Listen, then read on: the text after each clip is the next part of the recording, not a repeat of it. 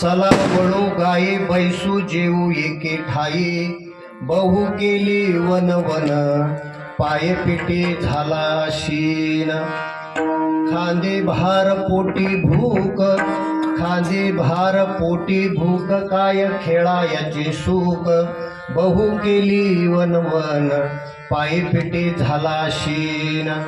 तुका म्हणे धावे, तुका म्हणे धावे, मग अवघे बरवे, बहु गेली वन वन पाय पिटी झाला शिन. विठला विठला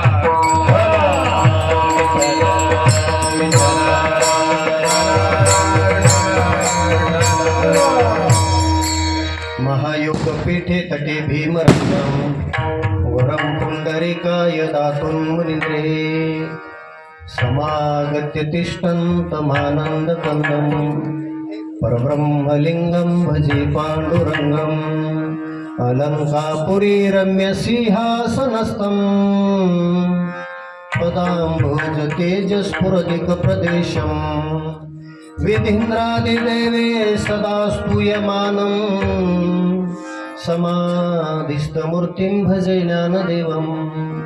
नमो सद्गुरु तुकया ज्ञानदीपा, नमो सद्गुरु सच्चिदानंद रूपा, नमो सद्गुरु भक्त कल्याण मूर्ती, नमो सद्गुरु भास्करा पूर्ण कीर्ती.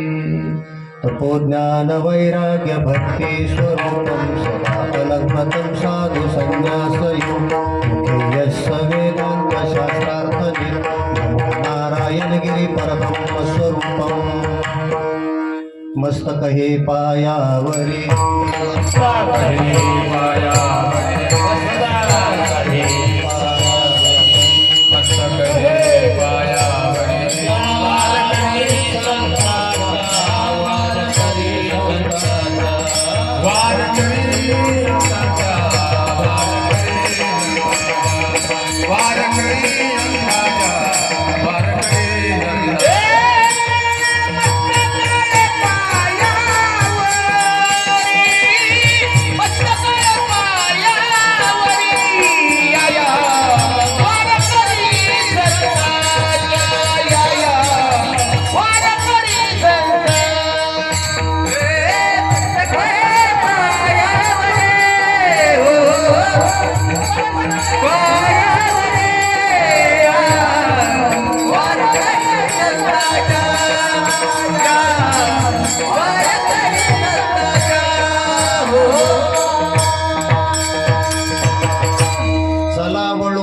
बैसू जेऊ एके ठाई, बहु केली वनवन पायी पिटी झाला शीन.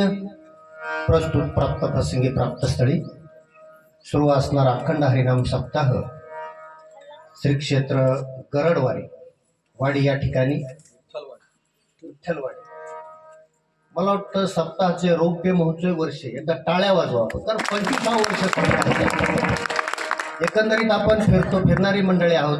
बघतोय एखादं कार्य सुरू होतं, पण ते किती दिवस चालतं हे जे सुरू करतं यांनाही माहीत नसतं. आपण खरं भाग्यवान आहोत. यंदाचं 25 वर्ष आपल्या सप्ताहाचं आहे.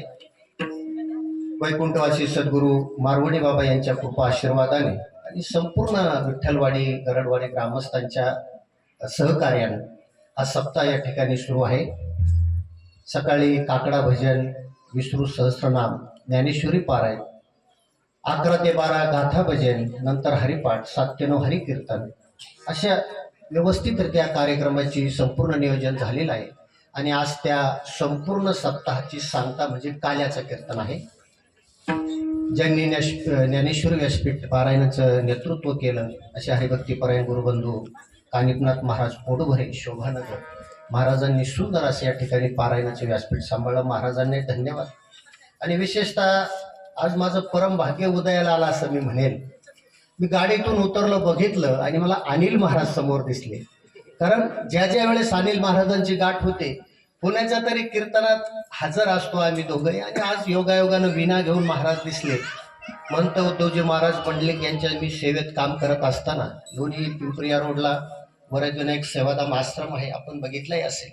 त्या आश्रमाची काही सेवा करत असताना ज्या ज्या वेळेस संबंध येतो, संपर्क येतो, त्या त्यावेळेस काही महाराज मंडळीच्या गाठीभेटी होतात. त्यामध्ये प्रामुख्यानं माझे गुरुबंधू हरिभक्तीपरायण, परमार्थिक स्नेही, गायनाचार्य, मी तर म्हणतो अहिल्यानगर जिल्ह्याचं भूषण असं आमचे अनिल महाराज गुरु या ठिकाणी उपस्थित आहेत. या ठिकाणी दुसरे सहकारी दीपक महाराज काळभांडे, महाराजांना धन्यवाद. आज महाराजांचा आणि माझा आज पहिल्यांदा भेट झाली, पण महाराजांच्या चेहऱ्याकडे बघितल्यावर असं वाटतं 10 वर्षापासूनची भेट असं ते साल स्मित हास्य असणारं व्यक्तिमत्व. म्हणून गरुड महाराज असतील, आमचे काळभांडे महाराज असतील, दोघांनाही धन्यवाद. सुंदर अशी मृदंगाची साथ या ठिकाणी मला वाटतं कोल्हे महाराज जळगाव या ठिकाणचे, त्याचप्रमाणे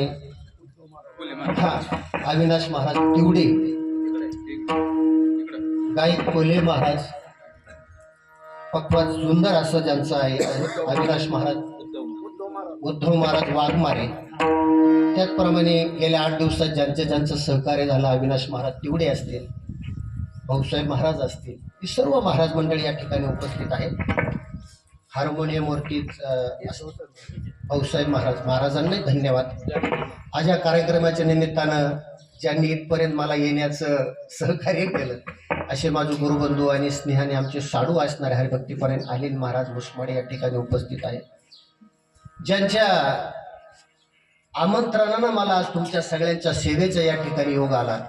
फक्त गरडवाडी येथील आमचे गरड असणारे पाहुणे, त्याचप्रमाणे विठ्ठलवाडीचे सर्व ग्रामस्थ, या सर्वांच्या एक स्नेहातून आज सेवा करण्याचा योग आला. अनिल महाराज एक 2-3 वर्षापूर्वी मी एक श्राद्धाच्या कीर्तनाला या ठिकाणी ढोर जळगावला आलो होतो. आमचे काका ढोर जळगाव या ठिकाणी आहेत, त्यांचं देहावसन झालंय, त्या निमित्तानं आलो होतो. म्हणून या धार्मिक मंडळीची त्यावेळेस भेट झाली आणि त्या भेटीत मग महाराज एक सेवा आमच्याकडे या योगायोगानं आता तपपूर्ती 16 वर्ष विनायक सेवाधाम या ठिकाणी झाला. तुमच्यावर मी नाराज आहे, तुम्ही यंदा आयला नाही, तसा दूर होता. असो, तपपूर्ती महोत्सव होता आणि त्या काळामध्ये मला या ठिकाणून फोन आला. म्हटले महाराज सेवा आहे. म्हटलं हरकत नाही. तुकाराम महाराज म्हणतात ना, तुका म्हणे करा सेवा, आली जीवावर तरी वेळ प्रसंगी. म्हणून सेवेचा योग आहे. सर्वजण आपण ग्रामस्थ, माता भगिनी सर्वांच्या उपस्थितीमध्ये आपण अभंगाला न्याय देण्याचा प्रयत्न करू. विशेषतः आजच्या कार्यक्रमासाठी मला वाटतं आपल्या जिल्ह्याचं अग्रगण्य असणारं वर्तमानपत्र पुण्यनगरी आणि त्या पुण्यनगरीचे पत्रकार श्री हरिभक्तीपरायण बुधवंत साहेब या ठिकाणी उपस्थित आहेत. महाराजांनी धन्यवाद. आपण सर्व मंडळी या ठिकाणी उपस्थित आहात. सर्वांच्या उपस्थितीत अभंगाला न्याय. विठाला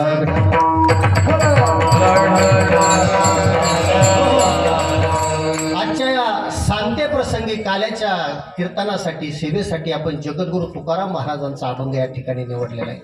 जगद्गुरु तुकाराम महाराज या ठिकाणी म्हणतात, चला वळू गाई बैसू जेऊ एके ठाई. तुकाराम महाराज म्हणतात आपण सगळेजण मिळून गायी वळू. त्या गायी कुठल्या, तसं जर विचार केला, हा अभंग रूपकात्मक अभंग आहे. रूपकाचं चिंतन आहे या अभंगामध्ये. जसं आपण परिवारात म्हणत असतो, सासू बोले सुने लागे, या न्यायाप्रमाणे रूपकात्मक अभंग आहे. चला वळू गायी. सरळ सरळ बघताना आपल्याला असं वाटतं तुकाराम महाराज म्हणाले असावे, चला गायांची वळती आणू. पण खरा अर्थ तुकाराम महाराजांना असा अपेक्षित आहे, अभिप्रेत आहे की आपल्या इंद्रिय रूपी ज्या गायी आहेत, इंद्रिय आहेत, या गायींना वळावा, म्हणजे एका ठिकाणी आणा. चला वळू गायी.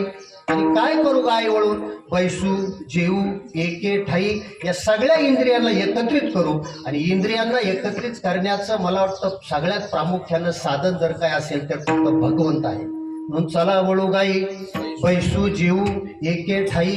आणि तुकाराम महाराज म्हणतात, आतापर्यंत या ठिकाणाला येईपर्यंत भरपूर आम्ही वणवण केली, थकलो, पायपीट झाली, शिनलो. म्हणून आता आपण भगवंताच्या चरणीत लीन होणं फार गरजेचं आहे. बहु केली वणवण, पायपिटी झाला शिन. आणि सगळं करत असताना तुकाराम महाराज म्हणतात, पोटी खांदी भार, पोटी बुक, खांद्यावरती भार आहे, पण तो भार कशाचा म्हणतात? महाराज म्हणतात अहंकाराचा भार आमच्या खांद्यावरती आहे आणि पोटी भूक आहे. भूक कोणती? भगवंताच्या नामचिंतनाची, भगवंताच्या भक्तीची भूक आहे. आणि आता हे सगळं असताना निष्कारण नुसतं खेळण्यात थोडाच आनंद असतो का महाराज? म्हणून चला वळू गाई पैसू जेऊ एके ठाई बहु केली वनवन पायी पिटी झाला शिन. आणि महाराज शेवटच्या चरणात म्हणतात इकडे तिकडे आपला वेळ घालवण्यापेक्षा घाईने तातडीने, ज्ञानेश्वर महाराजही सांगतात झड जोडून वहिला निघ ये भक्तीचे वाटेला जे पावसी अव्यंग निजधामा माझे या न्यायाप्रमाणे. आता इकडे तिकडे वेळ वाया घालवण्यापेक्षा तुका म्हणे धावे इतकं लगबग करा, इतकी लगबग करा आणि त्या भगवंताच्या भक्तीत नामस्मरणात चरणी लीन व्हा. विठ्ठल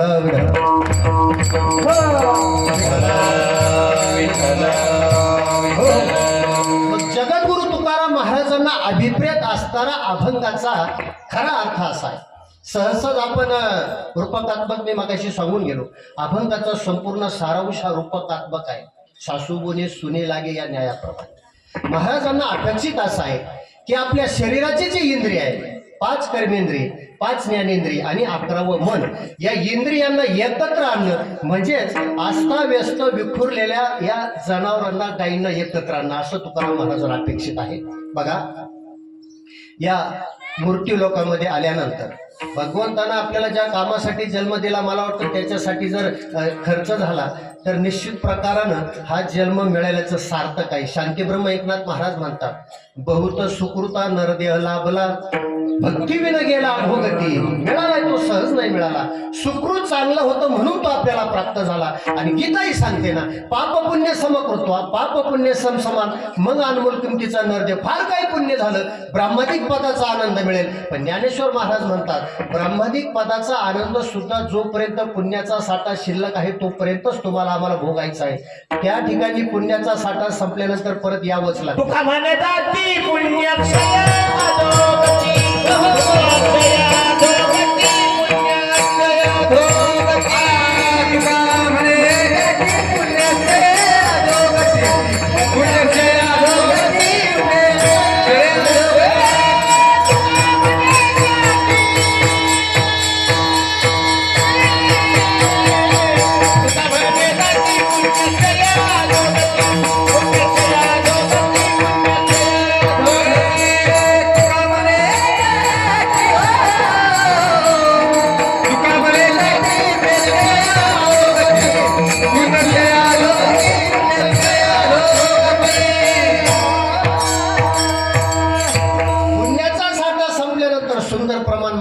दिलेला आहे. तुका म्हणे जाते पुण्याचा साठा संपल्यानंतर मूर्ती लोकात यावंच लागतं. ज्ञानेश्वर महाराज सांगतात चेत पुण्याची पावटी सरे सवे इंद्रापणाची उटी उतरे येऊ लागाती माघरे मृत्यू लोका. नाहीतर तुकाराम महाराजही म्हणतात मिळालेला जन्म भगवंतानं आपल्याला ज्या कामासाठी दिला, भगवंतानं काय दिलं नाही महाराज आपल्याला?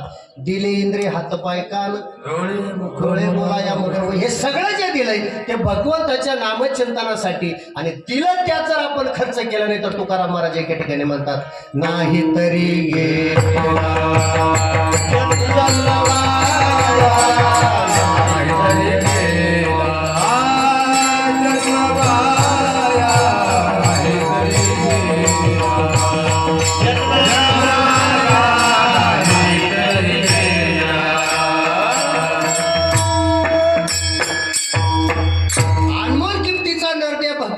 तुम्हाला आम्हाला दिला ज्या कामासाठी दिला. मला वाटतं तर नाही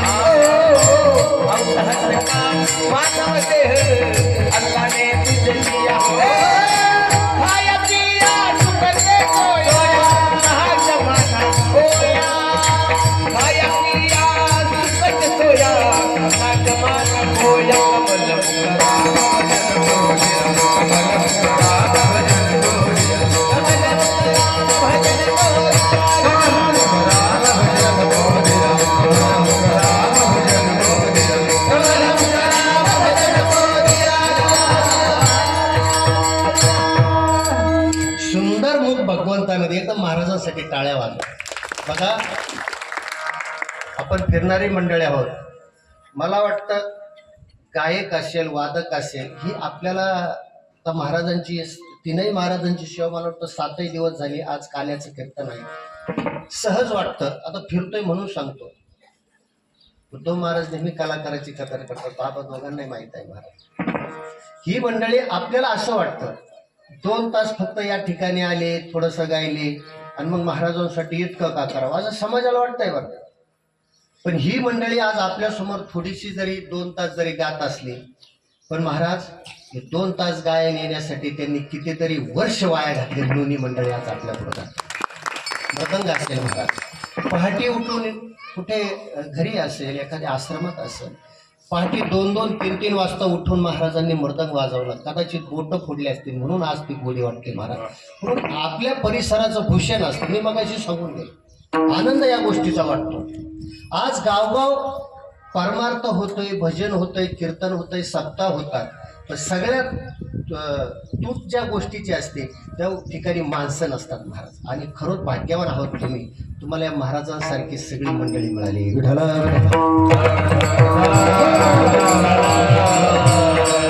दिलंय भगवंतानं आपल्याला अनमोल किमतीचा देह दिलाय आणि मुखही दिला. आपण एक भोपाळी म्हणतो, येणे मुखी तुझे वर्णे गुण नाम त्याची मज प्रेम दे देवा. तोंड दिलंय, कान दिलंय, हात दिलंय, पाय दिलंय. हे इंद्रिय भगवंतानं आपल्याला दिले. त्या कामासाठी जर खर्च केलेला महाराज तर जीवन मिळाल्याचं सार्थक आहे महाराज. आणि वेगळ्या ठिकाणी जर खर्च केलं, मला वाटतं मिळालेलं जीवन वायासारखं. मी सांगून गेलो, नाही तरी गेला जन्मावाया. अनमोल किमतीचा नरदे आपल्याला मिळाला. अहो, मंगेश पाडगावकरांची किती सुंदर वाक्य आहे महाराज. या जीवनावर, या जगण्यावर शतदा प्रेम करावे. आता मिळालं, परत मिळालं सांगता येत नाही. मला वाटतं मिळालेलं जीवन ज्यांच्या कृपेनं, ज्यांच्या आशीर्वादानं सतत माणसानं त्या ऋणातून उतराय होण्याचा प्रयत्न करावा. पहिली ऋण असतात भगवंताची, साधू संतांची. दुसरे असतात भगवंताचे पहिले, दुसरे साधू संतांचे. आणि सगळ्यात महत्वाचे असतात आई वडिलांचे. मला वाटतं कलियुगात देव तर आपल्याला डोळ्याने दिसत नाही आणि तो नाही म्हणूनही चालत नाही. भगवंत कलियुगात अनुमान प्रमाणानं मानण्याची गोष्ट आहे. नाही डोळ्याने दिसत, पण तो नाही असं म्हणून चालत नाही. पण कलियुगात भगवंताला जर बघायचं असेल तर सुभाषितकार सांगतात, मातरम पितरम चैव साक्षात प्रत्यक्ष देवचा. आई वडील कलियुगात भगवंताचे अवतार आहे. आपल्या घरी आलेला पाहुणा भगवंताचा अवतार आहे. आणि ज्यांना आपण आचार्य म्हणतो, गुरु म्हणतो, तेही कलियुगात भगवंताचे अवतार आहे. बघा, घरी आलेल्या पाहुण्याचा आदर तिथे जर आपल्याकडून झालं नाही तर एकनाथ महाराज म्हणतात, अतिथी जाता परागमुख त्या सवे जाय पुण्य निशेष. समय अन्न द्यावे आवश्यक ना तरी उदक तरी द्यावे. आलाय ना पाहुणा घरी, नाही ना आपली परिस्थिती त्याला फार काही करण्याची, पण उदक म्हणजे पाणी जरी दिलं तरी तो अतिथी आपल्याला पुण्य देऊन जातो. म्हणून कलियुगात तो भगवंताचा अवतार आहे. आई वडील भगवंताचे अवतार आहेत महाराज. तुका म्हणे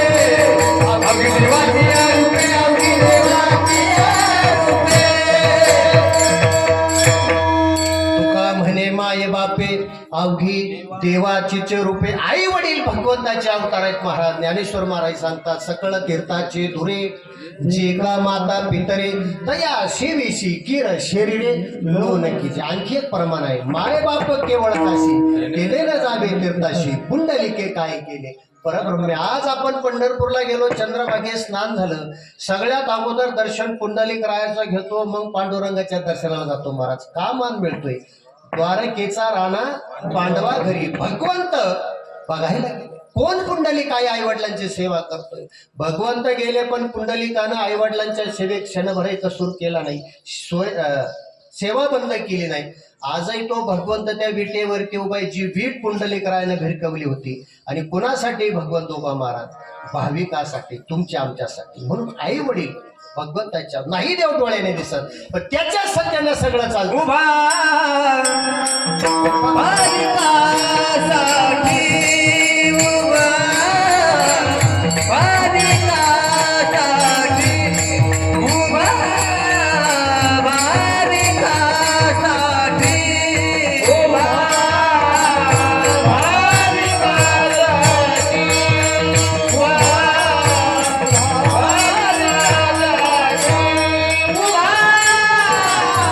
भाविकासाठी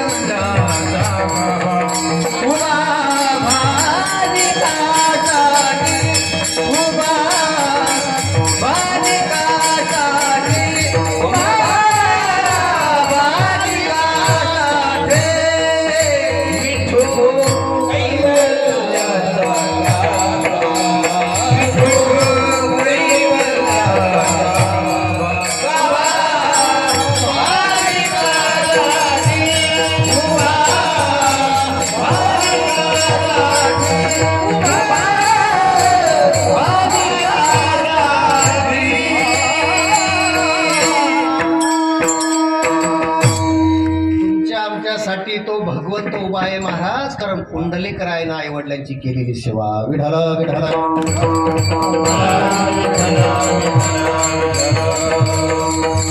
दिलाय भगवंतानं अनमोल किमतीचा देह महाराज. आणि इंद्रिय आपल्याला भगवंतानं दिली. मला वाटतं बाकीच्या इंद्रियाला आपण थांबवू शकतो, पण मनाला आपण थांबवू शकत नाही महाराज. मन किती चंचल आहे महाराज. आता कीर्तनात बसल्यापैकी आपण काही जण फक्त धडाना इथं बसलेले असू, पण मन कुठंतरी फिरत असतं. बहुत चंचल चपल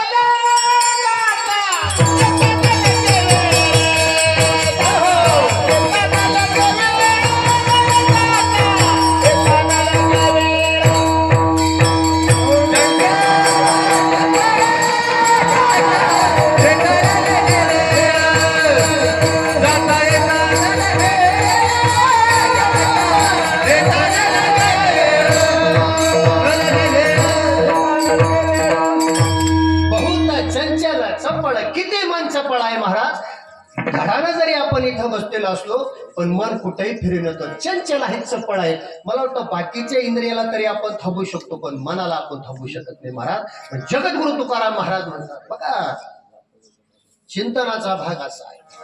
रूपक म्हणून चला वळू गाई तुकाराम महाराज म्हणतात. पण गायी कोणत्या वळायच्या? ही इंद्रिय रूपी गायी जी आहेत, इंद्रिय रूपी गायी दिले भगवंतानं इंद्रिय. हे इंद्रिय इकडे तिकडे नाही त्या गोष्टीकडे म्हणतात. आणि मला वाटतं ज्या कामासाठी जी गोष्ट मिळाली त्याला जर खर्च केली तर ती वाया जात नाही महाराज, वाया जात नाही. सोसायटीतून अनुदान आहे, सायपनसाठी कर्ज काढलं आणि आणलेले पैसे सायपन न करता इतर ठिकाणी खर्चले तर 30-6 पर्यंत किंवा 30-3 पर्यंत सोसायटी थांबेल. नंतर काय करेल? नोटीस पाठवेल. तसं याचंही आहे बरं. नाही डोळ्याने दिसत महाराज, सगळं त्याच्या सत्तेनं चालतं. तुझी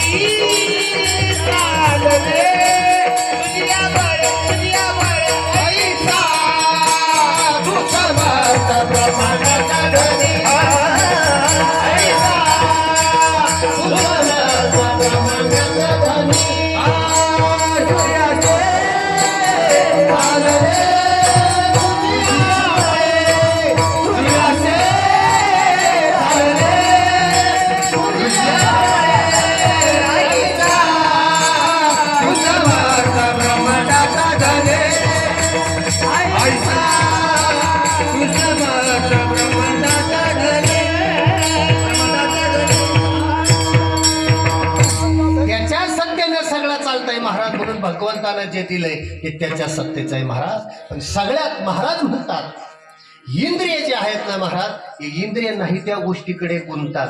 इकडे तिकडे गुंतवण्यापेक्षा त्यांना सगळ्यांना एके ठिकाणी करा. आणि एके ठिकाणी करण्याची ताकद मला वाटतं फक्त काल्यातच आहे बरं का, भगवंताच्या भक्तीत आहे महाराज. काला आपण तुम्ही आम्ही म्हणतो, अहो जीवा शिवाचं हे ऐक्य म्हणजे काला. तांदूळ असतं, मला वाटतं त्या तांदूळ पूर्णत्वाला गेल्यानंतर त्याची लाही तयार होते आणि मग तांदूळ ची लाही ज्या वेळेस तयार होते तसं जीवाशिवाचं ऐक्य म्हणजे तो काल आहे बरं का महाराज, काल आहे महाराज. आणि त्याच्याही पुढे जाऊन सांगतो, नुसती भक्तीचाही आनंद घेता येत नाही, नुसता शक्तीचाही आनंद घेता येत नाही. जसं जीवाशिवाचं ऐक्य म्हणजे काला, तसं भक्ती शक्तीचं ऐक्य म्हणजे देखील काला आहे महाराज. काही गोष्ट सांगू, गोवर्धन पर्वत भगवंतानं उचलला, अतिवृष्टी झाली, हाल नको म्हणून जनावर, माणसं, गवळणी, गोपिका सगळे गेले त्या गोवर्धन पर्वतात. भगवंतानं अशी करंगळी लावली, बाकीच्यांनी ताकद लावून उचलला. पण अनिल महाराज लोक लबाड आजच नाही, त्याही काळे होते. त्यांनी विचार केला, आम्ही ताकदीनिशी उचलतोय, याला म्हटले फक्त काय केलं, करंगळी लावली. कोणी? कृष्णाने. बाकीच्यांच्या मनात थोडा विकल्प आला आणि देवाला विकल्प आलेला कळतो बरं का तुमच्या आमच्या मनात. न सांगता तुम्हा कळू येते अंतर, विश्वी विश्वंबर परिहाराची कळतंय देवाला.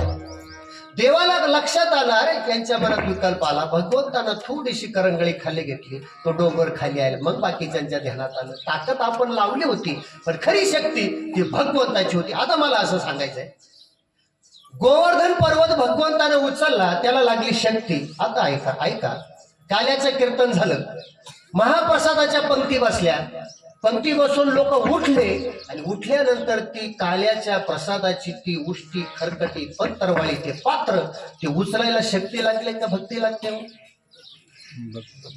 भक्ती लागली. तो गोवर्धन पर्वत भगवंतानं उचलला, त्याला शक्ती लागली आणि काल्याच्या प्रसादाची उष्टी, खरकटी, पत्रवाळी ज्यावेळेस उचलली जाते त्याला भक्ती लागते. याला म्हणतात भक्ती शक्तीचं ऐक्य. विठ्ठल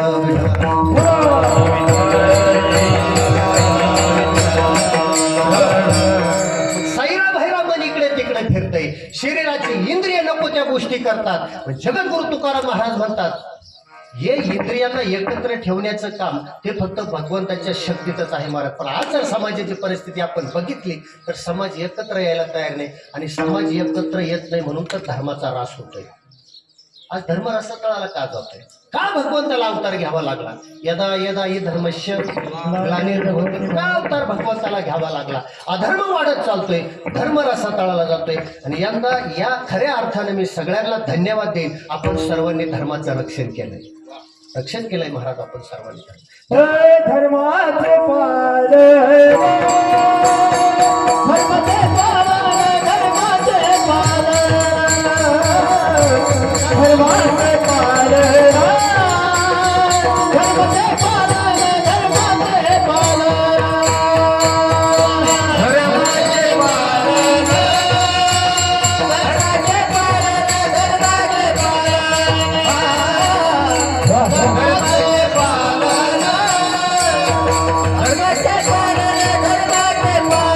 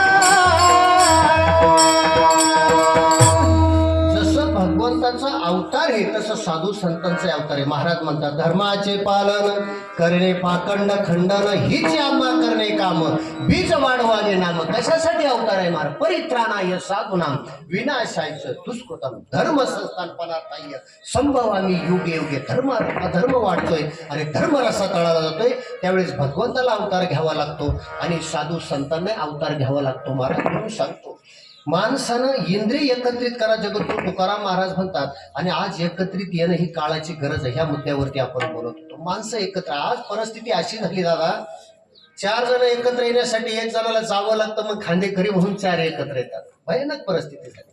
मला वाटतं शरीराचे इंद्रिय सुद्धा आपल्याला फार शिकवतात. हे शरीर म्हणजे नुसतं भगवंतानं दिलंय नाही, खाया पिया चैन से सोय. महाराज बोलतो तेवढ्यासाठी दिलं नाही भगवंतानं. या इंद्रियाकडून शिकण्यासारख्या सुद्धा भरपूर गोष्टी आहेत महाराज. हा काय दिसतोय? काय हो? हात दिसतोय ना, हा या हाताची इंद्रिय शरीराचीच आपल्याची इंद्रिय आहेत ना महाराज. इंद्रिय सुद्धा किती शिकवतात बघा. हा सुद्धा हात शिकवतोय आपल्याला माणसानं कसं वागावं. बघा या हाताची बोटी सारखी आहेत का? नाही. अंगठा बघा, तर्जनी, अनामिका बघा, कमी जास्त आहेत. पण ही सगळी लबाड आहेत. मला वाटतं यांच्यासारखी लबाडी माणसाला जमली तर माणूसही एकत्र लवकर येईल बरं का. या हाताची लबाडी बघा. आता काल्याचं कीर्तन आटोपलं, घरी आपण गेलो, बाजरीची भाकर चुरली, त्याच्यात दूध टाकलं, चांगले लाल साय आलेलं, साखर टाकली, गावरान तूप टाकलं आणि खायला सुरुवात केली. ताट मोठं ताट आहे, ते खायला सुरुवात केली. आपण शक्यतो कशाने खातो? हा बरोबर, कशाने खातो? माणसाने हातानेच खावावं, चमच्याने कधी खाऊ नये, कारण चमचे खाणारेच असतात. माणसाने नेहमी हाताने खावं, चमच्याने खाऊ नये. बघा हे छानपैकी काला केला, ह्या हाताने जेवतोय, ही लबाड बघा ना. अंगठ्याची उंची कमी आहे ना, मग हे लांब बोट आखडून घेतय. सगळे त्याला मदत करतात, सगळे एकत्र येतात.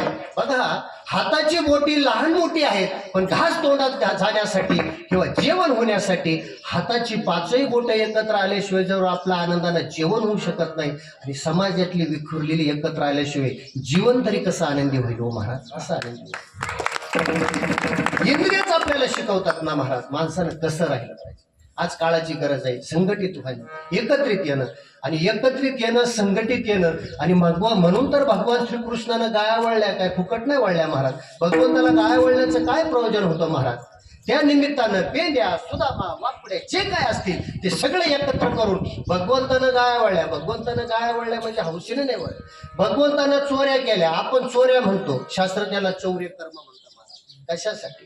संघटित एकत्रित येणं ही काळाची गरज आहे. आणि मला वाटतं ही गोष्ट फक्त भगवंताचा काला आपल्याला शिकवतो. विठ्ठल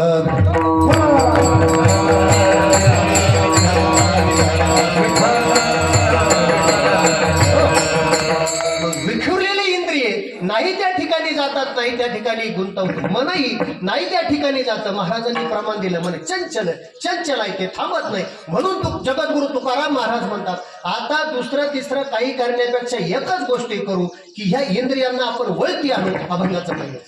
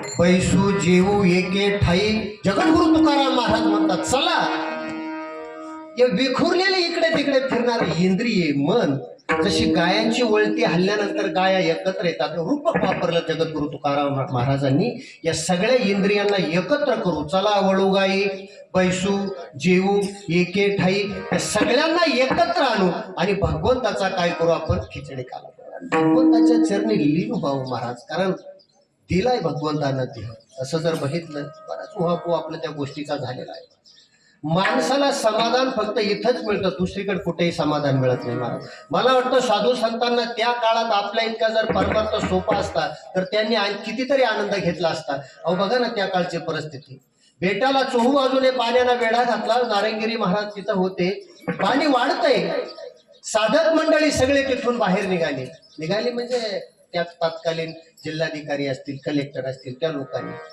नारायणगिरी महाराज बाहेर निघालेले नारायणगिरी महाराज म्हणाले माझ्या जीवाचं काय व्हायचं ते इथं उद्या मी बेट सोडणार नाही मला वाटतं त्यांनी तो त्याग केलाय म्हणून आज परमार्थ तुम्हाला आम्हाला सोपा जातो साधू संतांनी नाही सोडलं महाराज बेट त्याचंही कारण सांगतो नारायणगिरी महाराजांनी एकांतात भजन करण्यासाठी बेट सोडला नाही कारण एकांतात केलं जातं ते स्वतःच्या उद्धारासाठी असतं आणि लोकांतात केलं जातं कदाचित ते लौकिकासाठी असतं नारायणगिरी महाराजांनी एकांतात सूरदास महाराजांचे बघा ना विना घ्यायचे चिपळे घ्यायचे घरून निघायचे एकांतात जाऊन भजन करायचे महाराज डोळ्याने दिसत नव्हतं भजन करायचे एक दिवस खड्ड्यात पडतायत भगवंत आले आणि सूरदास महाराजांना धरलं खड्ड्यात पडत होते वाचवलं मला एकच गोष्ट सांगायची सूरदास महाराजांचे जंगलात का जायचे डोळ्याने दिसत नव्हते तरी कारण एकांतात केलेलं स्वतःच्या उद्धारासाठी असतं महाराज म्हणून त्या काळी संत महंत जे कोणी ऋषी मुनी त्यांनी त्रास घेतला म्हणून आज आपल्याला परमार्थ सोपा जातो महाराज ज्ञानेश्वर महाराजही सांगतात ना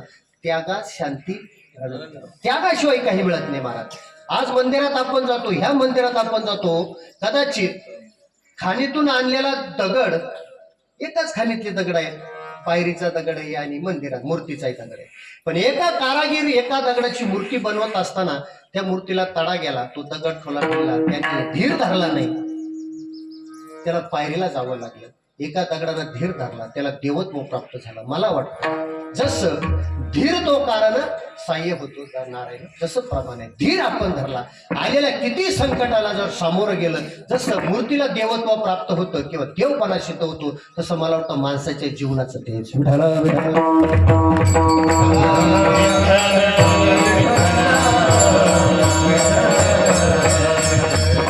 त्यागाशिवाय काही मिळत नाही महाराज मग महाराज तर सांगतात ते इंद्रियांनाही काही गोष्टीचा त्याग केला तरच त्या गोष्टी प्राप्त होतील ना महाराज सैरा बैरा फिरताय निघत आणखी गोष्ट सांगू एक जण असं महाशिवरात्रीचा एकादशीचा किंवा महाशिवरात्रीचा पर्व काल होता सगळी लोक मंदिरात जात होते त्यालाही वाटलं आपण मंदिरात जावं गेला तो फुलावाल्याकडे गेला त्याने एक हार घेतला आणि हार घेऊन तो आला चप्पल बाहेर काढली मंदिरात गेला पांडुरंगाचं मंदिर होतं हार मूर्तीच्या गळ्यात घातला दर्शन घेतलं बाहेर आला चप्पल घातली तो निघून गेला पण तो फुलावाला एक काम करत असतो बघा फुलावाला हार देत असताना सुटी फुलं काही हारात टाकतो आता दादा तुमच्या समोर पिशवे हार माझ्या गळ्यात घातला सुटे फुलं आहेत की नाही एक तो व्यवहार असतो त्याचा हाराबरोबर एक सुटे 10-5 फुलं हातात त्या ग्रहस्थानं तो हार मूर्तीच्या गळ्यात घातला सुटे फुलं त्या मूर्तीच्या पायाजवळ टाकली पांडुरंगाची मूर्ती होती दर्शन घेतलं त्याला समाधान वाटलं तो निघून गेला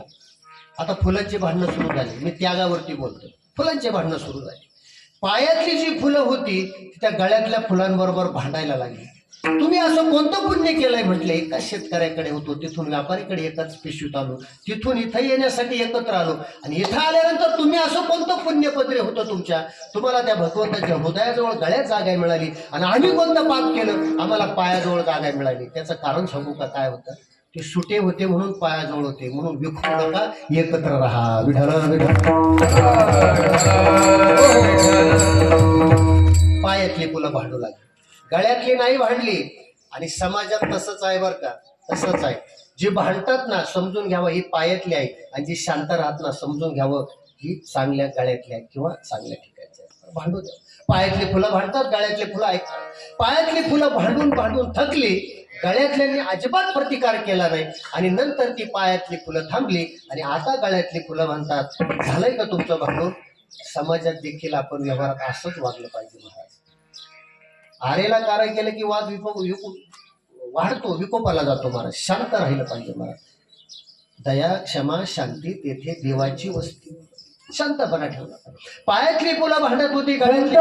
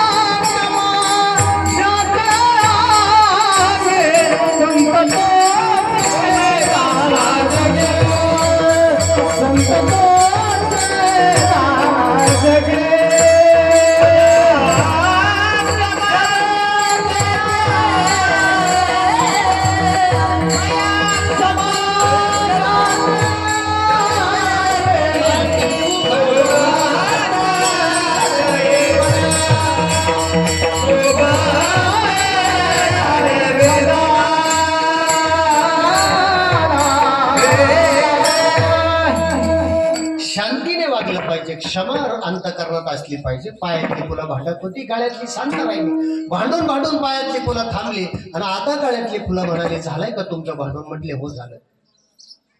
तुम्ही म्हणता आम्ही कोणतं पुण्य केलं, आम्हाला भगवंताच्या गळ्यात हृदयाजवळ जागा मिळाली. तुम्ही असं कोणतं पाप केलं तुम्हाला पायाजवळ जागा मिळाली. पण गळ्यातली फुलं म्हणतात, खरं सांगू का, आम्हाला भगवंताच्या गळ्यात जागा मिळण्यासाठी आम्ही काळजा सुई टोचून घेतली, म्हणून आम्हाला भगवंताच्या हृदयाजवळ जागा मिळाली. समाजाचे तसंच आहे महाराज. जसं त्या सुईचे घाव त्या फुलांनी शोषले आणि म्हणून ती एकत्र आली, म्हणून त्यांना गळ्यात जागा मिळाली. म्हणून सांगतो, इकडे तिकडे भडकटण्यापेक्षा चला वळोगाई बैसू एके ठाई. प्रमाण जगद्गुरु तुकाराम महाराज ते सांगतात, एकत्र या. कारण एकत्र येण्याचं फळ जे मिळतं तो आनंद कुठेही मिळत. कारण हा सुख सोळा स्वर्गी नाही. म्हणून तर स्वर्गीचे आमर इच्छिता ते देवा मूर्ती लोकी व्हावा जन्मामा. हा आनंद तिथंच आहे.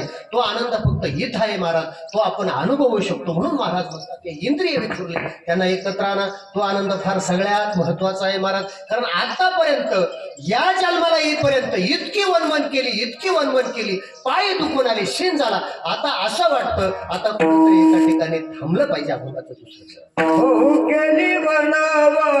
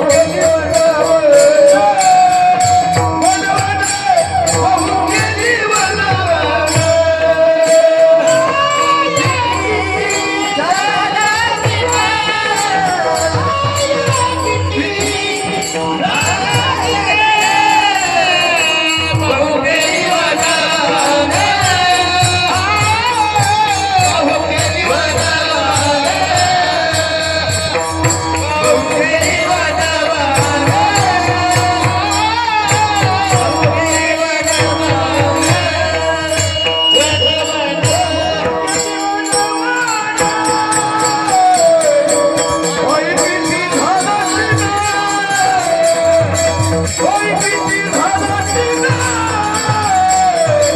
होय किती झाला शिन.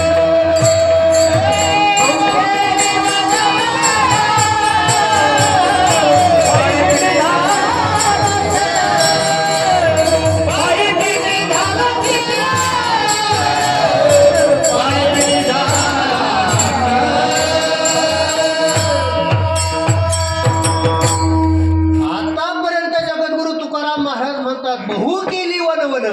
कारण किती योनी फिरून आपल्याला तुम्हाला आम्हाला यावं लागतं महाराज. वनवन झाली, पायपिटी थकलो, शिनलो येर झारे महाराज म्हणतात. थकलो, शिनलो. आणि मला वाटतं या शिनलेल्या मनाला एकत्र किंवा समाधान फक्त परमार्थातून भगवंताच्या भक्तीतच आहे बरं का. भाग गेला, शिन गेला, अवघा झाला आनंद. जगद्गुरु तुकाराम महाराज म्हणतात, शिनाय जातो आणि भागाय जातो, आनंद फक्त भगवंताच्या दर्शनात होतो महाराज. म्हणून आतापर्यंत म्हणून आलोया देशा, नाही तर फिरवलो दाही दिशा. महाराज म्हणतात बघा, नाहीतरी बनवलो दाही दिशा.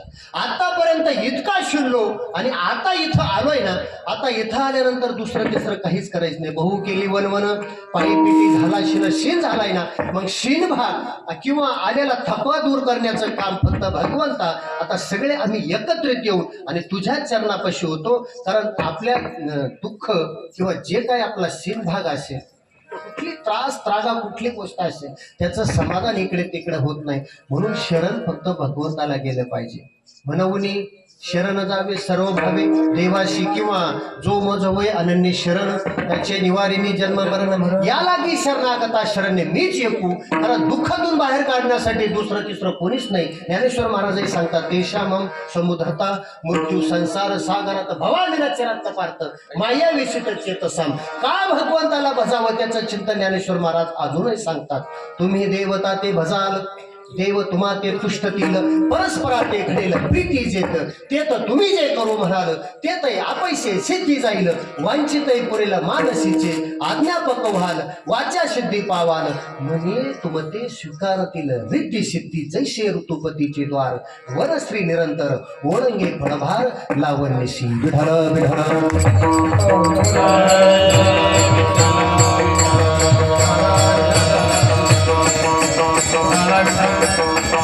मनातली इच्छा पूर्ण करण्याचं सामर्थ्य फक्त त्या भगवंताकडे आहे महाराज. बघा, उपमन्यू नावाचा मुलगा मित्रांबरोबर खेळायला गेला. सुट्टीचे दिवस होते, मित्रांबरोबर दुपारपर्यंत खेळला. मित्र म्हणाले, आता घरी कशासाठी जातोय, चल आमच्या घरी जेवण करू. जसं आताचे मुलं खेळतात, मित्रांकडे इकडे तिकडे जातात, तसं गेला उपमन्यू मित्रांकडे. मित्रांच्या आईने छानपैकी दूध दिलं, सगळे जेवायला सुरुवात केली. पण उपमन्यूने पहिला घास घेतला आणि उपमन्यूने विचार केला, अरे आज जे खातोय ते खरं दूध आहे की आई मला देते ते खरं दूध आहे. कारण दुधात चव बदलली होती. मित्रांना विचारलं, काय म्हटले आई? मित्र म्हणाले, बाबा हे दूध आहे. नाही म्हटले, कारण मुलाचा मुलीचा किंवा अपत्याचा सर्वात जास्त प्रेम विश्वास हा आईवरती असतो. उपमन्यू म्हणतोय, नाही, माझी आई मला देते ते खरं दूध, कारण आई कधी फसवणार नाही. आज इथं खातोय हे दूध खरं नसणार, काहीतरी वेगळं दिलंय म्हटले. पण उपमन्यूच्या मित्राने उपमन्यूचा हात धरला, उठवलं, गोठ्यात नेऊन दाखवलं. गावरान गायी होत्यात महाराज सगळ्या. आणि उपमन्यूचे मित्र म्हणतात, हे बघ या धापाच्या गायी आहेत ना, या आमच्याच आहेत, ह्याच गायीचं घरचं दूध आहे, हे गावरान. हे आपण सगळेजण काय करतोय म्हटले, खातोय म्हटले. उपमन्यू म्हटलं, मग आज जर हे गायी तुमच्याच घरचं दूध आहे, मग हे जर कराय तर माझी आई मला दररोज देते ते काय आहे म्हटली. कसं बसं जेवण केलं, उठला, घरी गेला आणि थोडंसं नाटक केलं. आईला म्हटलं, आई मला जेवायला दे. आईने त्याला दूध दिलं. त्यानं आपली थोडीशी भाकर कुस्करली, चुरली, त्याच्यात टाकली, पहिला घास घेतला. तो म्हणाला, आई तुम्हाला दिलं हे दूध खरं आहे का मित्राच्या आईने दिलेलं दूध खरं आहे? आई म्हटली, बाळा हे दूध खरं आहे. अरे म्हटलं, मित्राच्या आईने मला त्यांच्या गोठ्यातल्या गायी दाखवल्या, ते दूध मला वेगळं लागलं. आज तू दिलंय किंवा दररोज मला तू देते, हे खरं का ते खरं? खरं बोलावं लागलं आईला. उपमन्यूची आई म्हणते बाळा खरं सांगू का? नाही आपली परिस्थिती तुला खरं दूध देण्याची. मी पिठात पाणी काढून त्याच्यात गुळ साखर टाकून तुला देत होते, पण आतापर्यंत तुला खऱ्या दुधाची ओळख नव्हती म्हणून तू पीत होता. तुला खऱ्या दुधाची ओळख झाली आणि म्हणून तू आज काय म्हटलाय तुला खरं दूध कळालं. माणसाचं जीवनाचं तसंच आहे. जोपर्यंत आपण जीवनमुक्त होत नाही तोपर्यंत आपल्याला खऱ्या परमार्थाची आपल्यालाही ओळख होत नाही. सहज मी आंधळा निज निराकार, सहज मी आंधळा होती हे नृत झाले, होती हे नृत झाले. मी माझे फुललो आई जिथीच मी माझे फुललो अदृश्यतेची झाले काही दृश्य सुखे मी झालो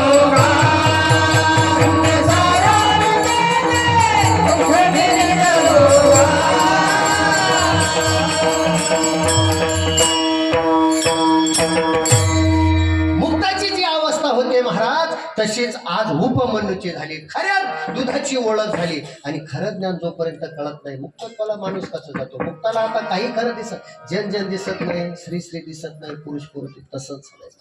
उपमन्यूच्या जीवनातला प्रसंग खऱ्या दुधाची ओळख झाली आणि उपमन्यू आईला म्हणतो आई आतापर्यंत मला फसवत आली. तिनं सांगितलं बाबा आपली परिस्थिती नाही म्हणून मी तुझी भूक भागवण्यासाठी पिठात पाणी टाकून देत होते, आतापर्यंत तू खात होता, तुला खऱ्या दुधाची ओळख म्हणून तू आज असं म्हणतो. उपमन्यू म्हणतो मग आई खरं दूध मला कोण देईल? देईल तो भगवंत म्हटले जा त्याची आराधना कर. भोये भक्ती केला तैसा पूर्वी धरावी ते इच्छा. कोण म्हणतो भगवंत इच्छा पूर्ण करत नाही? करतो महाराज. जंगलात उपमन्यू गेला, अनुष्ठान सुरू केलं, भगवंताची आराधना केली, जेवण अन्न त्याग केला, खाणं पिणं त्यागलं, भगवंताला यावं लागलं. भगवंत आले आणि उपमन्यूला विचारतात काय पाहिजे? उपमन्यूने सांगितलं देवा मला काही नको, माझी आई मला पिठात पाणी टाकून दूध भरून देत होती, मला खरं दूध पाहिजे. मित्राच्या घरी जे खरं होतं तसं दूध पाहिजे. भगवंतानं सांगितलं किती दूध पाहिजे विचारलं. उपमन्यू म्हणतो देवा काही नाही मला किती पाहिजे, वाटीभर दूध पाहिजे महाराज, कारण माणसाची भूक तरी किती असते, एक वाटीभर दूध.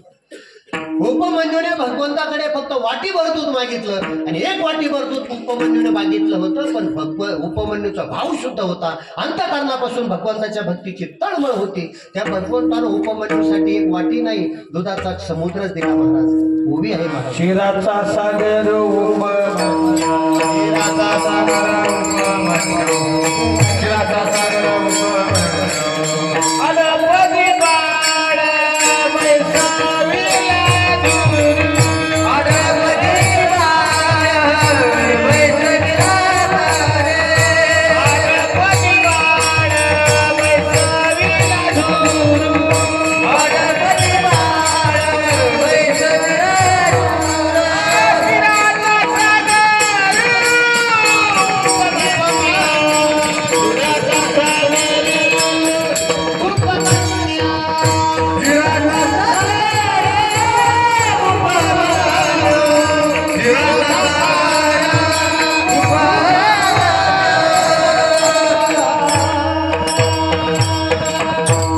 आईच्या मांडीवरून ओढला महाराज. तुला जर मांडी पाहिजे असेल तर ते भगवंताकडे माग. आई म्हणाली आढळपद दिलं ध्रुवाला महाराज त्या भगवंतानं. चंद्र सूर्य आहे तोपर्यंत आज आढळ स्थान आहे, हल्लं नाही महाराज ध्रुवाचं. तसंच उपमन्यू देवाकडे फक्त वाटीभर दूध मागितलं, सुंदर प्रमाण महाराजांनी दिलं, दुधाचा सागरच दिला. ओवी पण आहे अगा दूध दे म्हणत आला यासाठी, शिराब्दीची करुणी वाटी, उपमन्यू पुढे दुर्जटी ठेविली तयारी. विठला विठला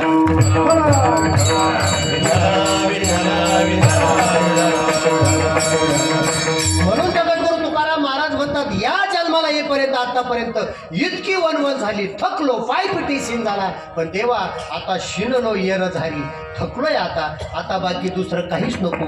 आता तुझ्या भक्तीत एकच जायचं महाराज. आणि भगवंताचा अवतार त्याच्यासाठी तर झाला. आपण सुरुवातीला चिंतन करून गेलो, आता आपली कीर्तनाची वेळ जवळजवळ संपत गेली नाही, कारण भगवंताचं चरित्रही थोडं उच्चार विढाला विढाला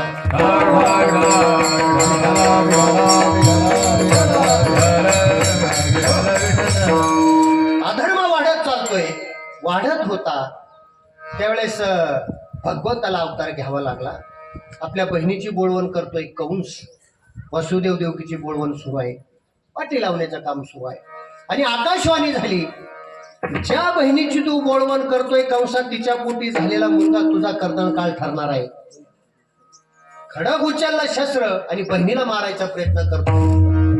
त्यावेळेस सांगितलं गेलं, अरे तुला धोका हिच्यापासून नाही ना, हिच्या होणाऱ्या अपत्यापासून आहे, मुलापासून आहे. एक काम कर, बंदीशाळेत ठेव दोघांना, जे मुलं होतील ते तू मार ना. म्हटले तिला का मारतो, कारण बहीण आहे ना, हत्याच योग्य नाही.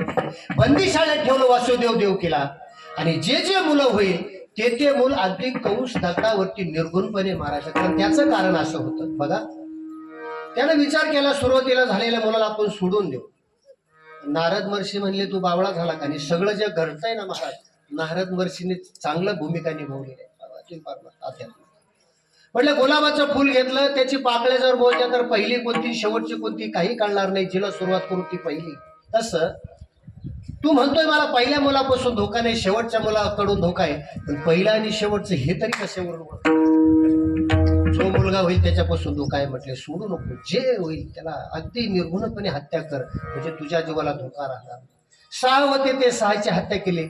7वी बलराम गर्भ तिकडे रोहिणीच्या गर्भात आहे. भगवंताचा ज्या वेळेस जन्म झाला, बंदीशाळेत भगवंत 8वी योग में आकाश माते, भगवंताचा ज्या वेळेस जन्म झाला, बंदी खाने काय कडे कुलप होते ते सगळे तुटून पडले. आणि वासुदेवानं भगवंताला टोपलीत घेतलं आणि काय केलं, टोपलीत घेतलं. कारण भगवंतच म्हणाले, इथं जर ठेवलं तर इथं मला हा कर्दनकाळ मला जगू देणार नाही. भगवंत वासुदेवाला म्हणतात, भगवान श्रीकृष्ण आपल्या पित्याला म्हणतात, आता मला टोपलीत घ्या. नंदाच्या घराला, नंदाच्या घराला बजने गोकुळाला, बजने गोकुळाला, नंदाच्या घराला, नंदाच्या घराला बजने गोकुळाला, हे बजने गोकुळाला.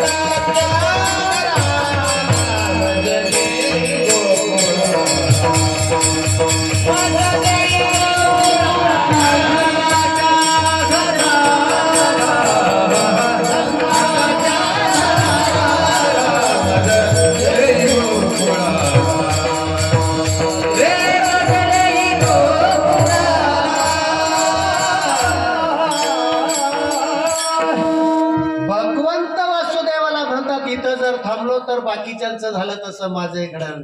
नंदाच्या घराला मजने गोकुळाला, टोपलीत वासुदेवानं भगवंताला घेतलं. यमुना दुथडी वाहते, त्या यमुनेत प्रवेश केला आणि मला वाटतं त्या यमुनेच्या पाण्यालाही भगवंताच्या चरणाचा स्पर्श व्हायचा होता किंवा ओढ लागली होती, म्हणून पायाचा स्पर्श भगवंताच्या टोपलीतून घोडा चढायला आटाट त्यासी लाविला, त्यासी लाविला,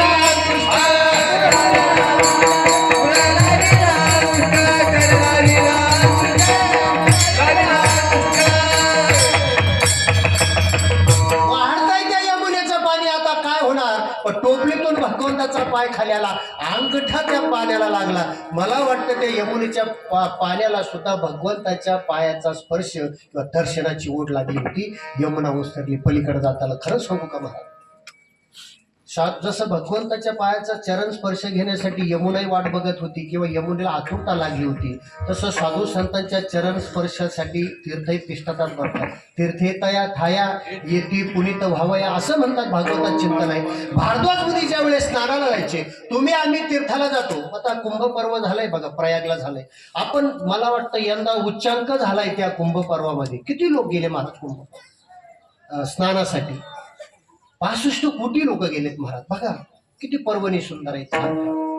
तिथं गेल्यानंतर तुम्ही आम्ही कशासाठी जातो? आपल्यातली मलिनता धुण्यासाठी आपण त्या ठिकाणी जातो आणि पवित्र होतो. पण आपण अपवित्र केलेलं जे पाणी आहे ते परत पवित्र संतांच्या पदस्पर्शाने होत असतं. बरं का, पदस्पर्शाने होत असतं. थोडं विषयांतर होईल पण आलंय म्हणून सांगतो. पुंडलिक आपल्या आई वडिलांना तीर्थयात्रेला, आई वडिलांनी विचारलं, तीर्थयात्रेला काढून दिलं. काही दिवसानं पुंडलिकरायाची पत्नी म्हणते, अहो सगळे तीर्थयात्रेला जातात, मलाही तीर्थयात्रेला जाय वाटतं, चालता का म्हटलं घेऊन? पुंडलिकराय म्हटलं व्हाई वाट का नाही, घेऊन जातो म्हटले. पत्नीला पुंडलिकराय तीर्थयात्रेला घेऊन येईल. रात्रीची वेळ, एक आश्रम होता आणि त्या पुंडलिकराय त्या आश्रमात विश्रांतीला थांबले. पुंडलिकरायाची पत्नी दिवसभर थकल्यामुळे विश्रांतीसाठी झोपली, पण पुंडलिकराय बसून होते. तेवढ्यात काय झालं, 3 स्त्रिया आल्या, त्या आश्रमात आल्या. आश्रम कोणाचा होता महाराज? कुक्कुट स्वामी महाराजांचा आश्रम होता. त्या 3ही स्त्रिया त्या आश्रमात आल्या. पण स्त्रिया आश्रमात येत असताना अगदी मलिन होत्या. केस विस्कटलेले, चेहरा कसा तरी एकदम अशा विस्कटलेले, विखुरलेल्या, निस्तेज ज्याला आपण म्हणू, तशा त्या आश्रमात गेल्या. पुंडलिकरायानं त्या स्त्रिया आश्रमात जातानाही बघितल्या. पुंडलिकराय जागे होते बसून. थोड्या काही घटकेनंतर, काही वेळानंतर त्या स्त्रिया बाहेर आल्या आणि बाहेर येताना इतक्या सुंदर रूपात आल्या, अनिल महाराज अगदी ब्युटी पार्लर वरून मेकअप करून येतो अशा त्या स्त्रिया बाहेर आल्या. पुंडलिकरायाने विचार केला, अरे स्त्रिया आत गेल्या होत्या त्यावेळेस कशा होत्या? निस्तेज, मलिन, आणि बाहेर आल्या तर किती सुंदर रूपात आल्या. काय मध्ये चमत्कार आहे म्हटले. म्हणून त्या स्त्रियांना पुंडलिकरायानं थांबवलं आणि विचारलं, अहो म्हटले तुम्ही 3 स्त्रिया आत गेलात अशा स्थितीत गेलात, बाहेर आलात अशा स्थितीत आलात, याचं कारण काय? त्यावेळेस त्या स्त्रियाने उत्तर दिलं, तुम्ही कोण? म्हटले मी पुंडलिक. काय करता? काय नाही म्हटले.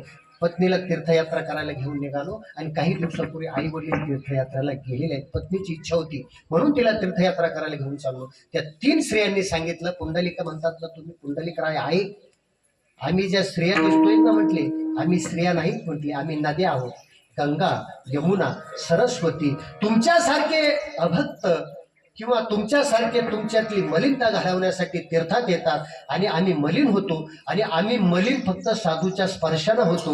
मग आम्ही, तुम्ही आम्हाला मलिन करून आमची मलिनता घालवण्यासाठी आम्ही या कुक्कुट स्वामीच्या आश्रमात आलो आणि कुक्कुट स्वामीच्या आश्रमात काही सेवा, काही पूजा आणि त्या साधूच्या दर्शनानं आम्ही पवित्र होतोय, पवित्र झालोय म्हटले. मग पुंडलिकराय म्हणतोय, मग विचारतात, कुक्कुट स्वामी महाराजांचं तुम्ही दर्शन घेतलं आणि इतकं सामर्थ्य कुक्कुट स्वामी महाराजांना कशामुळे प्राप्त होतंय? त्यावेळेस त्या स्त्री रूपात असणाऱ्या गंगा, यमुना, सरस्वती 3 नद्या सांगतात, कुक्कुट स्वामी महाराजांनी भगवंताची भक्ती तर केलीच अंतःकरणापासून, पण आपल्या आई वडिलांची सेवा देखील केली, म्हणून हे सामर्थ्य त्यांना प्राप्त झालं. आणि मग पुंडलिकानं विचार केला, जर आई वडिलांच्या भक्तीत सेवेत जर इतकं सामर्थ्य असेल तर आपण तर आई वडील तीर्थयात्रेला घालून दिले. आता पुढे सांगण्याची गरज नाही, गरजेपुरता दृष्टांत हा आहे. मलिन झालेल्या त्या नद्या त्या कुक्कुट स्वामी महाराजांच्या पदस्पर्शाने जशा परत पुनीत होत होत्या, तसं यमुनेलाही वाटत होतं की भगवंताच्या पायाचं दर्शन घ्यावं, म्हणून अंगठ्याचं दर्शन घेतलं. यमुना ओसरली, भगवंत गोकुळात गेले. गोकुळात गेल्यानंतर भगवंत कलाकालानं वाढतायत आणि कंसाला कळालं माझा शत्रू तिकडे गोकुळात वाढतोय. मग मारण्याचा प्रयत्न झाला, सभा भरली आणि विचारलं भगवंताला किंवा कृष्णाला मारायला कोण जाईल? त्यावेळेस सगळ्यात अगोदर पूतना उठली आणि पूतना म्हटली भगवंताला मारायला मी जाते. आजचं सरकार म्हणते स्त्रियांना आम्ही अमुक टक्के आरक्षण दिलं. अहो त्या काळी स्त्रीला आरक्षण होतं म्हणून तर पूतना मारायला गेली, फुकट गेली का होती? मी जाते म्हटले मारायला. ठीक आहे म्हटले, पूतना गेली, गोकुळात गेली. जात असताना तिने आपल्या शरीरामध्ये काय केलं? विष भरलं. कारण हत्यार घेऊन पूतना गेली नाही, विष आपल्या शरीरात भरलं. गोकुळात प्रवेश केला. पण प्रवेश करत असताना आपल्या विषाचा प्रयोग इतर बालकांवरती होतो की नाही ते बघितलं. कारण यांच्यावरती झाला तर तिथं कृष्णावरती होईल. सोपं सांगू का? कोरोनाच्या काळात लस तयार केली गेली, पण लशीचा वापर अगोदर तुमच्या आमच्यावर झाला नाही, अगोदर प्राण्यावरती झाला. त्यांना काही घडतंय का? तिथं परीक्षा बघितली आणि मग ती लस जशी आपल्याला दिली तसं पूतना गोकुळात गेली. तिने आपल्या शरीरात विष भरून गेली. जे बालकं दिसेल ती मांडीवरती घ्यायची, स्तनपान करायची, विष पाजायची आणि तिनं गृहीत केलं इथं जर या बालकावरती विषाचा परिणाम झाला तर तो तिथं होईल. असं करत करत गेली. आता मला सांगायचंय, पूतना गोकुळात गेली, तिने इतर बालकांना विष पाजलं. तिने स्वतःच्या पाजलं का दुसऱ्याच्या बालकांना पाजलं? उत्तर द्या. कीर्तनाची वेळ आपली संपली. 10 मिनिटं सेवा. कुणाच्या? दुसऱ्याच्या. बघा बघा चिंतन. ती राक्षसीन होती तरी तिनं स्वतःची नाही मारली, तिनं दुसऱ्याची मारली. आपण माणूस असून कुणाची मारली? आता थोडस 5 वर्ष 10 वर्ष 15 वर्ष 20 वर्ष चला थोडं पाठीमाग. एखाद्या गृहिणीला एखाद्या स्त्रीला जर एक मुलगी असेल आणि दुसरा जर गर्भ मुलीचा असेल तर महाराज तो गर्भ ठेवला का हो आपण? ठेवला का? अहो पहिली मुलगी होती, दुसरी मुलीचा गर्भ असेल तर आपण दवाखान्यात जाऊन अबॉर्शन केलं, तो गर्भ काढून टाकला. आणि बघा आपण केलेली ती चूक आता भोगतोय आपण. आता बघा ना किती असमतोलता झाली महाराज. पुरुष मुलं आणि मुली याच्यात त्याला कारणीभूत निसर्ग वगैरे कोणीच नाही, आपण ओढवलेले ते संकट आहे. ती राक्षसीन होती, तिनं दुसऱ्याची मारली. आपण माणसं आहोत पण आपलीच मारली. आपण बरे का पुतना बरी? तिला बरं म्हणावं लागेल ना. आपण माणसं असून आपली मारली, त्याचा परिणाम आज बघा निसर्गात किती किती दरी पडली महाराज. ती राक्षसी होती, तिनं दुसऱ्याची मारली. गोकुळात गेली, यशोदेला सांगितलं मी तुझी दूरची बहीण आहे, तुला मुलगा झाला म्हणून बघायला आले. यशोदेने विचार केला मला भरपूर काम आहे, बघायला आली म्हणते. मला वाटते मुलगा बघायचं त्याच वेळपासून सुरू झाला असावं, ते पूर्तनेनं सुरू. यशोदा तिच्या कामाला निघून गेली. भगवंत रडत होते आणि पूर्तनेनं भगवंताला घेतलं मांडीवरती. आता त्याचाही काळ असा आहे. पूर्वजन्मी पूर्तने रत्नमालेच्या रूपात होती, बळीराजाची मुलगी. त्यावेळेस तिनं भगवंताचं रूप बघितलं होतं आणि मनात इच्छा व्यक्त केली ती, असा मुलगा जर माझ्या मांडीवरती खेळला तर ती माझं महत्भाग्य समजेल.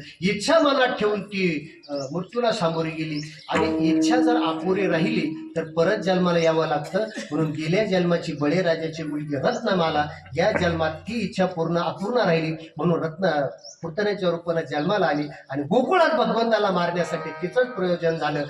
पाळण्यातून भगवंताला काढलं मांडीवरती आणि आपल्या शरीरात असणारं विष भगवंताला पाजू लागली. मला सांगा, सगळ्या सृष्टीचा सांभाळ करणारा भगवंत तो पूर्तनेच्या विषयानं मरणार होता का?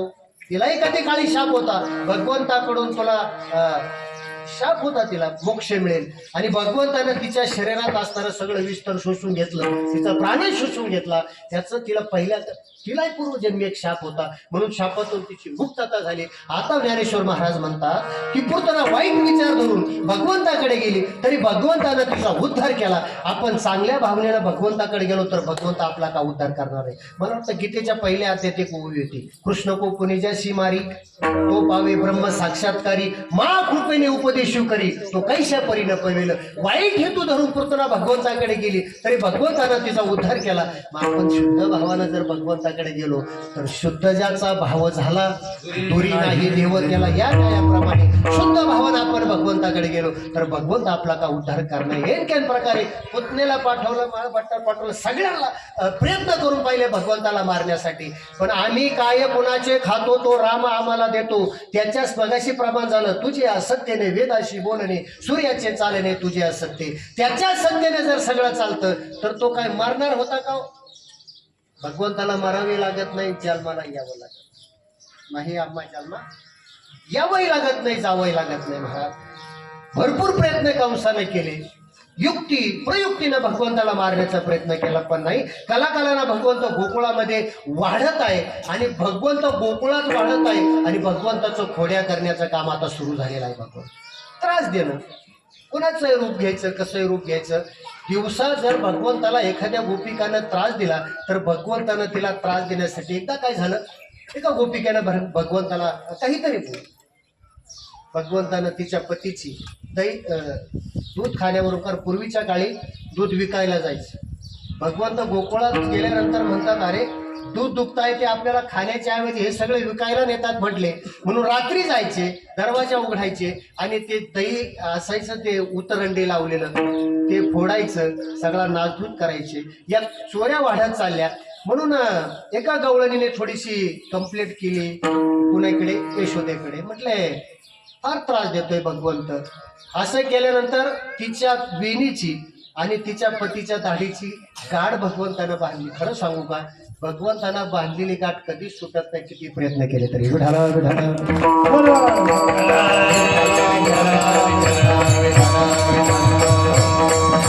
वेगवेगळ्या प्रकारच्या त्रास नाही म्हणायचा त्याला चौर्य कर्म आपण म्हणू. वेगवेगळ्या प्रकारचं चौर्य कर्म किंवा कृती करण्याचं सुरू केलं. मग यशोदा कंटाळली. यशोदा म्हणाली, अरे तुला भरपूर समजावून सांगितलं पण तुझ्याकडून खोड्या काय कमी होत नाही महाराज. एकदा काय झालं, यशोदा देवपूजा करत होती. देवपूजा करत असताना तिथं थोडा प्रसाद होता, गुळ पूजा व्हायची होती, प्रसाद होता. यशोदा काहीतरी आणण्यासाठी गेली. श्रीकृष्णाने इकडे तिकडे बघितलंच नाही, तो गुळच खाऊन टाकला. यशोदा परत आली, बघती गुळ नाही, म्हटले प्रसाद कुठे आहे? तो म्हटलं मला नाही. यशोदा थोडीशी खळून आणि बलराम दादानं सांगितलं, म्हटले आई इकडे तिकडे नाही गेला, त्याचं मुखात पाय म्हणजे. बळराम दादा खोटं बोलतो बळराम भांडा रचतो माझ्यावरी. आई गाई नाही खाली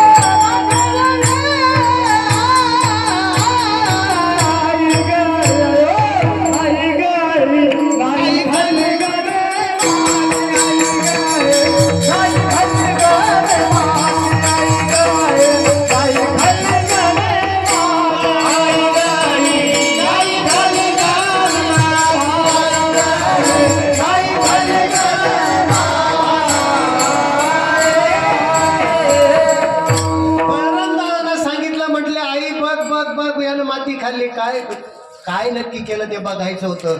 भगवंतानं मुख पसरलं, सगळ्या ब्रह्मांडाचं दर्शन यशोदेला भगवंताच्या मुखात झालं.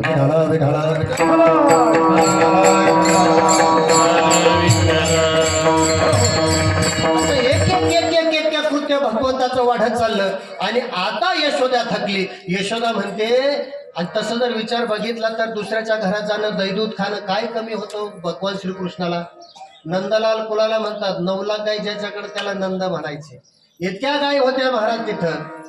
काय करायचे कर्म महाराज? चौर्य कर्म. बघा, आपण जर साधं दूध उतू गेलं, इकडे बघा थोडा वेळ, दूध जर उतू गेलं, पूर्वीच्या काळी चुली असायच्या, औलाच्या असायच्या, साध्या असायच्या. स्वयंपाक झाल्यानंतर आमचा माता भगिनी त्या औला चुलीवरती दूध ठेवायच्या आणि दूध उतू जर गेलं तर त्याचा वास यायचा. मग गप्पा मारत असल्या जावा भावा मैत्रिणी, तर ती म्हणायची, अगं अगं थांब, मी दूध उतू गेलं बघते. धावत धावत जायची. घरात जातो आपण आणि दूध उतू येतच गेलंय आणि ते काय पडतंय महाराज? राखेत पडतंय. मग ते दूध उतू गेलंय, ते अग्नीत पडतंय, राखेत पडतंय. लबाडी फार आहे आपल्याकडं. आपण गाई जातो, पाणी घेतो आणि त्याच्यावरून फिरवतो. काय म्हणतो? कृष्णार्पण मस्तू. अरे 9 लाख आहे ज्याच्याकडे नंदाचा जो पोरगा, तो तुमचं राखेत पडलेलं दूध प्यायला काय इतका गरीब होता का तो? पण आपल्याला बघा, उतू गेलेलं दूध आणायचे, उतू जायचंय, ते विस्तवात राखेत पडतंय. मग घाई पाणी घ्यायचं आणि त्याच्यावरून फिरवायचं आणि कृष्णार्पण मस्तू म्हणायचं. अरे इतक्या गाई त्याच्याकडे होता महाराज.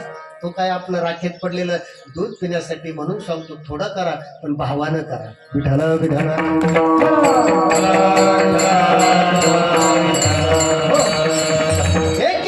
दिवसकालानं भगवंताची वाढत चालली. भगवंत गाय वाळायला जायचे महाराज. आणि भगवंताला गाय वाळायला काय सांगितलं यशोदेनं? कारण इथं राहून आता खोड्या फार करतो. खोड्या नको करू, खोड्या नको करू, खोड्या नको रे. तू इथं गेल्यानंतर खोड्या फार करतो. इथं राहिल्यानंतर आता उद्या तू काहीच करायचं नाही. उद्या सकाळी उठायचं, गाया सोडायच्या आणि वनात जायचं. गाय गोपाळ सवंगडे वना, गाय गोपाळ सवंगडे वना, गाय गोपाळ सवंगडे वना, गाय गोपाळ सवंगडे वना, गाय गोपाळ सवंगडे वना, गाय गोपाळ सवंगडे वना, गाय गोपाळ सवंगडे वना, गाय गोपाळ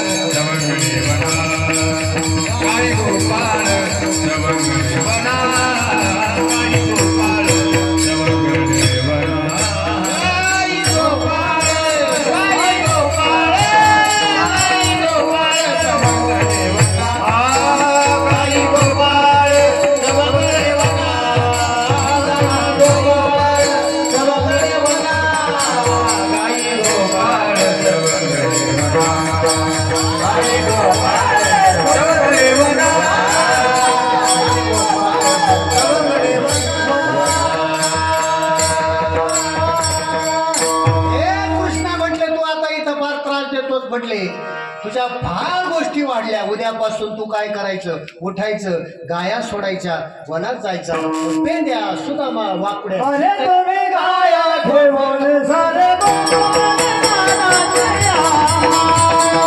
अरे तुम्ही गाया ठेवून सारे गोपाळ नानाच्या. तुम्ही गाया ठेवून सारे गोपाळ नानाच्या. अरे तुम्ही गाया ठेवून सारे गोपाळ नानाच्या. अरे तुम्ही गाया ठेवून सारे गोपाळ नानाच्या.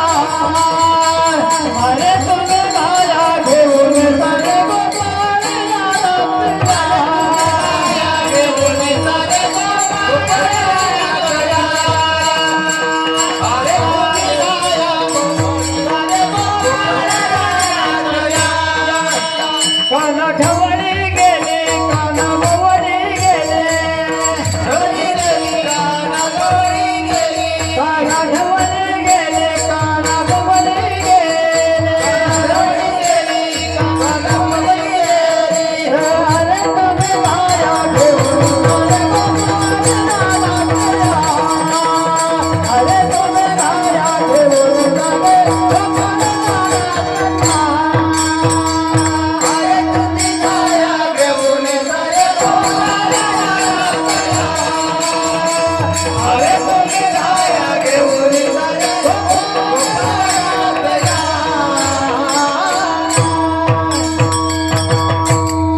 भगवान श्रीकृष्णानं सगळ्या गोपाळांना गोळा केलं. अरे तुम्ही गाया गोपाळ सवे घेऊन वनाचला. असा नित्यक्रम सुरू झाला. भगवान श्रीकृष्ण सगळ्या गोपाळांना घेऊन जायचे महाराज. सगळ्या गाया इकडं तिकडं चरायच्या, एकत्र बसलेले असायचे, आनंद घेत असायचे. आणि संध्याकाळ झाली की त्या गाया घराकडे निघायच्या. बघा पूर्वीच्या काळी महाराज घड्याळ नव्हतं. सूर्य अस्ताला गेला की त्या गाया बरोबर घराकडे निघायच्या. त्याला गोरज मुहूर्त म्हणायचे. बघा ही आमची इथे जी वयस्कर मंडळी बसलेली आहे, पूर्वीच्या काळी लग्न सगळी संध्याकाळी व्हायची गोरज मुहूर्तावरती. गो म्हणजे गाय, रज म्हणजे कर. अस्ताला ज्या वेळेस सूर्य जात असायचा त्यावेळेस सोनेरी किरण त्या जमिनीवरती पडायचे. त्या गाया घरी निघाल्या की खुरातून माती रचकन उडायचे आणि उडालेल्या रचकनावरती ते सूर्याचे किरण पडायचे, ते सोनेरी दिसायचे. म्हणून त्याला गोरज मुहूर्त म्हणायचे महाराज. संध्याकाळच्या वेळेस घड्याळ नसायचं, गाया बरोबर घराकडे निघायचं. भगवान श्रीकृष्ण सगळ्या गोपाळांना घेऊन बसायचे आणि वळती हाणायला एका पाठवायचे. बाकीचे म्हणायचे अरे तू फक्त येऊन बसतोय, वळती आणायला आम्हाला पाठवतोय. भगवंत काय करायचे, वळती हाणायला त्यांना पाठवायची. वेळ झाली, बऱ्याचशा गोष्टी आहेत. कल्या मर्दाना शिवतदाला चेंडू फळे. आज क्रिकेट आपण खेळतोय, भगवंत श्रीकृष्णानं त्या काळात क्रिकेट खेळलंय. चेंडू फळी, लगोरी, वेगवेगळ्या प्रकारचे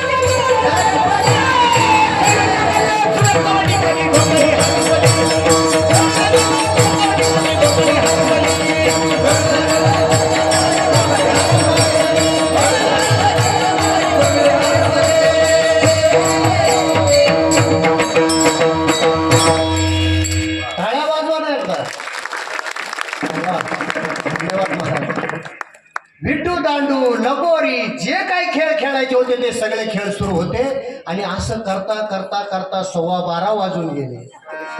आणि मग भगव बाकीचे म्हणायला लागले, अरे तू एकटाच एका जागेवर बसतो, आपण सगळे खेळ खेळलो थकले. म्हटले आता गायाची वळती आम्हाला सांगायला लावतो. म्हटले आता एक काम कर देवा, आता तू एक काम कर, आता फक्त एक काम करायचं.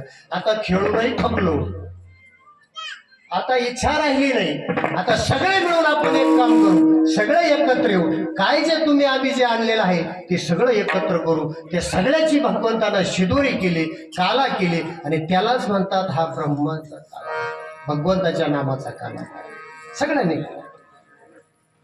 भगवंत एका जागेवर बसवायचे, बाकीच्याला काम सांगायचे. बाकीच्याने विचार केला, अरे तू इथं येऊन बसतो, तिकडे असताना गवळणी दूध विकायला ज्या वेळेला जायचं त्यावेळेला आम्हाला खोडी करण्यासाठी तूच पुढे पाठवायचं. गवळणी आल्या नटून त्या गवळणीची खोड काढण्यासाठी तरी दूध विकायला गवळणी जायच्या, तिथंही खोडी आम्हालाच पुढे.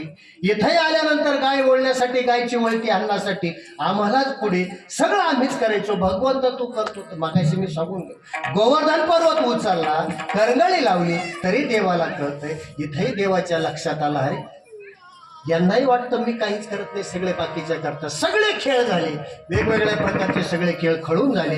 आणि आता ते गोपाळ म्हणायला लागले, 12:15 12:30 वाजण्याची वेळ आली, आपण सगळं आणलेलं आहे, आता हे करण्यात काही एक अर्थ नाही. आता भार झालाय पार आणि पोटात खांदे भूक. भार पोटी भुका, खांदे भार पोटी भुका, काय खेळायाचे सुख, काय खेळायाचे सुख, खेळायाचे सुख, खेळायाचे सुख, काय खेळायाचे सुख. खांदे भार पोटी भूक. आणि काय आता कीर्तनाचं सुख कित्येक लावणार महाराज. म्हणून खांदी भार पोटी भूक आहे. पण हे रूपकानं झालं. पण तुकाराम महाराजांना अपेक्षित भार कशाचा आहे महाराज? अहंकाराचा भार आमच्या खांद्यावर आहे आणि भगवंताच्या नामस्मरणाची सुखाची भूक पोटाला लागलेले. म्हणून जग तुकाराम महाराज म्हणतात, खांदी भार पोटी भूक, काय खेळायचे सुख.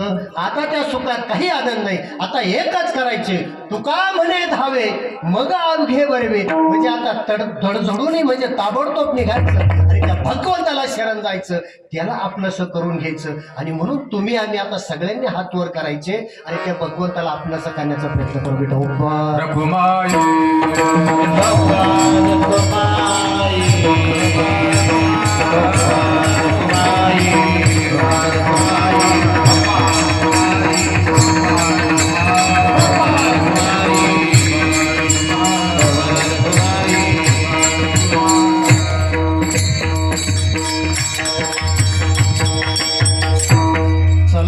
गाई बैसू जेऊ एके ठाई, बहु झाकेली वनवन पाय पिठे झाला शिन. जगद्गुरु तुकाराम महाराजांच्या अभंगावरती चिंतन करण्याचा प्रयत्न केला. केलेलं चिंतन अभंगाला साजेचं असेलच असा माझा अजिबात आग्रह नाही. पण म्हणतो गुरुवारी उद्धवजी महाराज मंडळी यांच्या सेवेत राहून आश्रमात सेवा करत असताना जे काही महाराजांकडून मला प्राप्त करता आलं ते मी या ठिकाणी तुम्हाला सांगण्याचा प्रयत्न केलेला असो. वेळ आता आपली या ठिकाणी झालेली आहे. आता काल्याचा अभंग होईल आणि कीर्तनाचा समारोप. ज्ञानेश्वर